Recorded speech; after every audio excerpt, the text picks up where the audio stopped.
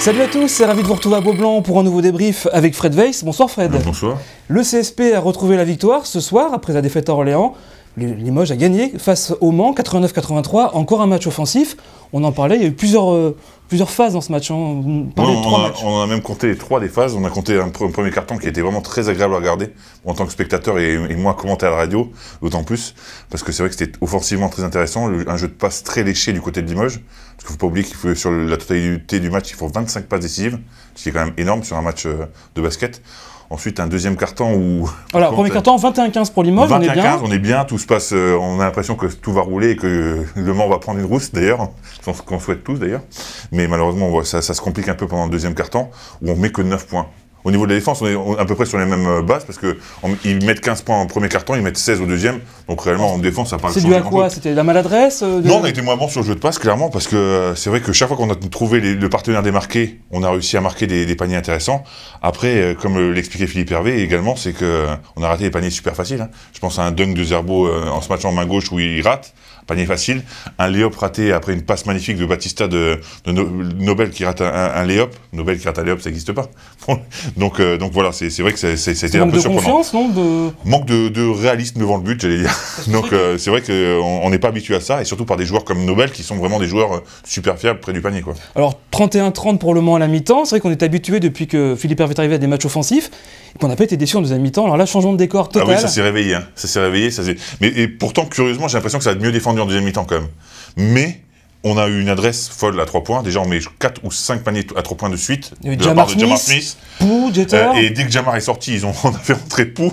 Et là, c'est la deuxième lame. Et deuxième lame qui met 2 ou 3 paniers à 3 points et également. Donc à partir de là, ça devient très compliqué à défendre pour Le Mans, quoi. Le CSP qui était à 1 sur 7 à 3 points à la mi-temps et qui fait 11 sur 13 en deuxième. Énorme, c'est incroyable. C'est incroyable. En même temps, il ne faut pas trop se fier à ce pourcentage, parce qu'on ne l'aura pas toujours, malheureusement.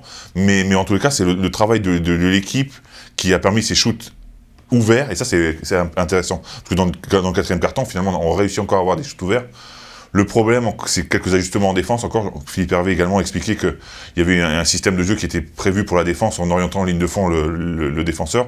Souvent, l'ailier l'oubliait, ou le pivot oubliait l'aide, ce qui permettait des paniers faciles du côté du Mans, donc forcément, on se retrouve à un casse-corps serré. Ouais, le CSP qui prend encore 83 points. 83 points, c'est énorme, c'est beaucoup 52 trop. En deuxième. Beaucoup trop, mais en même temps, ils sont tellement prolifiques en attaque que qu'est-ce qu'on va leur reprocher? Puis en face, il y avait un joueur hors norme, on va dire, Rodrigue Beaubois, quand il est à ce niveau, il est vraiment incroyable. Bon, en plus, c'est pas sa première sortie à 27 points et plus, donc voilà, on se dit qu'il vaut mieux qu'il marque 27 points. J'ai lu quelque part que chaque fois que Rodrigue Beaubois mettait beaucoup de points, son équipe perdait.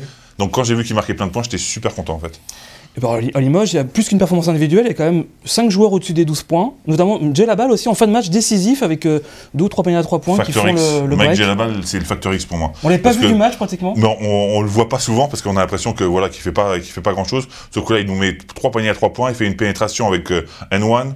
Au bout d'un moment, on se dit que ça fait le break en fin de match. Ça fait le break et on se dit que finalement, c'est la profondeur du banc de Limoges qui a fait la différence, parce qu'ils étaient cramés, hein, les joueurs du Mans, complètement cramés. On a vu Jeter 18 points, 15 points, Jamar Smith qui fait aussi 7 passes, Adrien toujours là, peut-être un peu en dessous. Oui, toujours là, mais qui met un panier à 3 points très important également. Donc non, tout le monde a fait vraiment ce qu'il fallait et vraiment à noter 5 pertes de balles dans un match. Honnêtement, moi j'ai quasiment jamais vu ça, c'est impressionnant. Surtout en mettant 25 passes décisives, ça vous fait un ratio. Le ratio est énorme, je pense que le coach doit être content de son jeu d'attaque. Donc en attaque, on va dire que tout va bien, défense un peu moins bien. Vous le sentiment général là, après 4-5 matchs depuis que Philippe Hervé est arrivé? Au niveau des systèmes de jeu, ils sont impliqués jusqu'au bout d'ailleurs, parce qu'on voit qu'à la fin, Nobel reçoit une passe décisive de Mike Djellabal. C'est travaillé à l'entraînement, ça se voit clairement sur un lancer franc. Passe décisive, dunk. Alors qu'ils auraient pu se déconcentrer, non, ils ont été jusqu'au bout du truc. Dunk, en plus, ça ravit les fans à Beaublanc. Beaublanc encore plein, voilà, Beaublanc, c'est pas... on ne peut pas comparer à autre chose.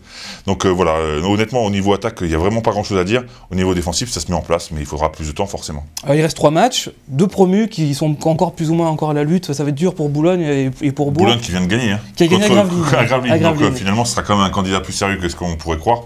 Et surtout à Bourg, samedi, pour confirmer la victoire. soir. Voilà, c'est ça. Il faut vraiment gagner pour confirmer et continuer sur cette bonne dynamique et finir la saison en trombe. Pour les playoffs, maintenant c'est l'objectif. Il faut forcément gagner le plus de matchs possible pour être, même si c'est pas que pour assurer sa 3e place, au moins pour avoir cette phase ascendante pour les playoffs. Quand le CSP a une victoire en moins, là, c'est tombé ces dernières heures avec les défaites contre Cholet. Oui, on ne sait pas trop où ça en est. Ça a l'air compliqué. C'est un truc de la Ligue, ça, où personne ne comprend rien. On a des points en plus sans avoir de points en moins, mais en ayant un point en moins parce qu'on n'a pas gagné quand même. Donc ça devient un peu compliqué. Moi, je suis désolé, j'ai pas eu la chance de faire maths sup. Il faudra qu'on m'envoie un fax pour m'expliquer. Et le Havre a battu Nancy. Alors pour Limoges, c'est bien que le Havre ait gagné à Nancy ce soir, mais le Havre est quand même toujours là aussi en embuscade. Bah oui, finalement, il faut se méfier du Havre aussi. C'est incroyable, cette Donc, équipe du Havre. Je sais pas si c'était pas mieux finalement que Nancy gagne, parce que là, ça a éloigné justement un peu le Havre.